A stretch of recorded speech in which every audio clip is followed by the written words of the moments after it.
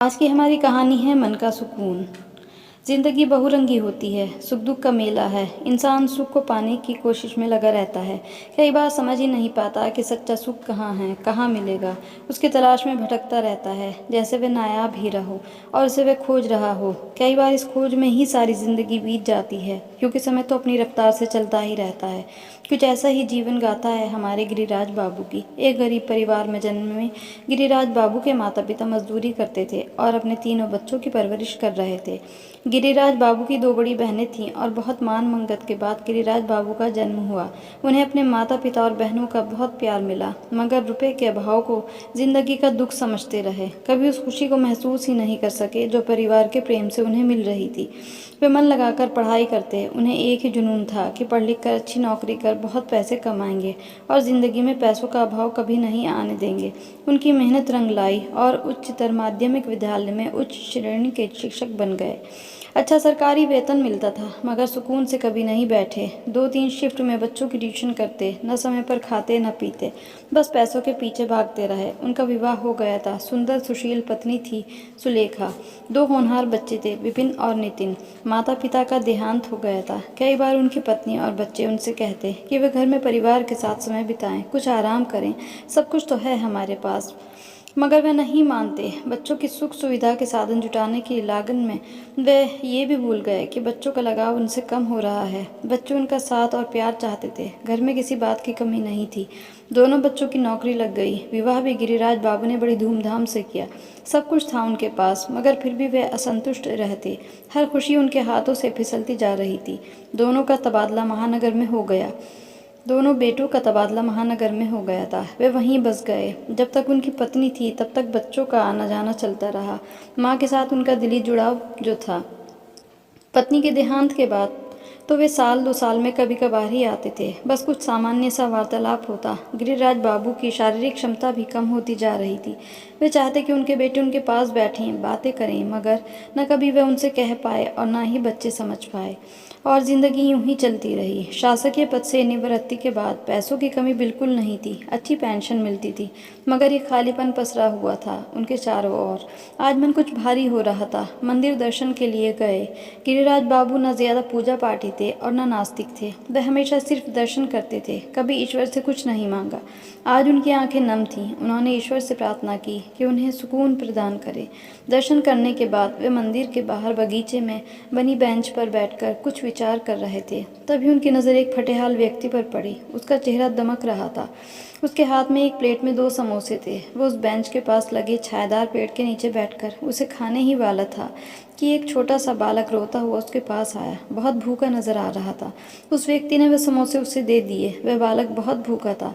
उसने तुरंत उन समोसों को खा लिया। उसके चेहरे पर तृप्ति के भाव थे और वह व्यक्ति भी प्रसन्न नजर आ रहा था। यह वही बालक था जो कुछ देर पहले गिरिराज बाबू से पैसे मांग रहा था।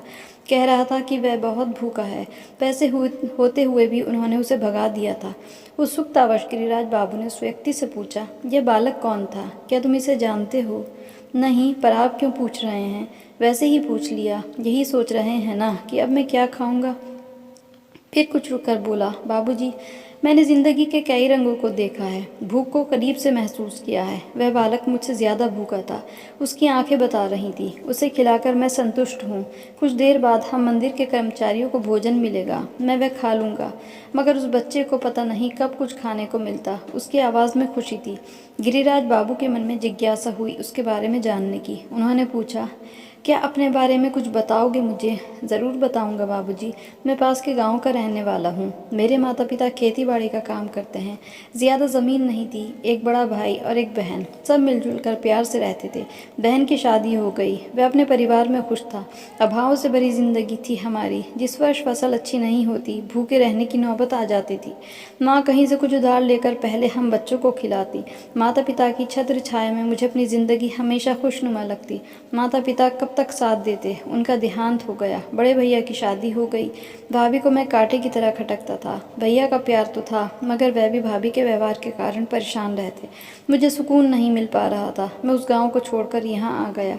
एक सज्जन ने इस मंदिर में काम दिलवा दिया। मैं यहाँ साफ सफाई का काम करता हूँ। रहने के लिए एक कमरा है, जो वेतन मिलता है। आराम से ज़िंदगी चल रही है। और रिश्तेदार, मंदिर में आने वाले हर व्यक्ति से मेरे दिल का रिश्ता है। किसी को काका, किसी को मामा, किसी को बुआ बना लेता हूँ। सब मुझे प्यार करते हैं और मैं सबसे रिश्ता रखता हूँ। बाबूजी ज़िंदगी से बस यही सीखा है, हर हाल में खुश रहो। खुशी का स्रोत तो हमारे अंदर ही है, उसे बाहर कहाँ ढूंढने जाएं। आज आपसे बात करके बहुत शांति मिली। आपका समय ज़रूर ख़राब किया मैंने। एक बात कहूँ बाबूजी, क्या मैं आपको भाई कह सकता हूँ? कभी कभी भाई की याद बेचैन कर देती है। ज़रूर कह सकते हो। अब से मुझे भाई ही कहना। गिरिराज बाबू के हाथ जोड़कर वह व्यक्ति चला गया। मंदिर के कर्मचारियों के भोजन करने की घंटी बज गई थी।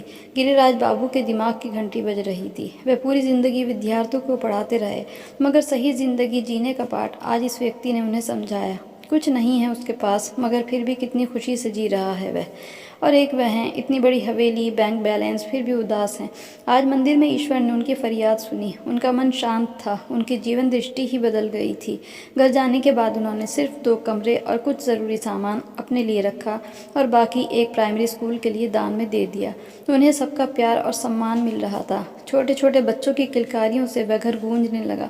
उचित रखरखाव से घर के आगे लगे छोटे से बगीचे के फूल भी महकने लगे और गिरिराज बाबू की ज़िंदगी में भी जैसे खुशियों की बहार आ गई थी। हमारी कहानी अच्छी लगी हो तो इसे लाइक और शेयर कर दें और हमारे चैनल को सब्सक्राइब करना ना भूलें। Thanks for watching.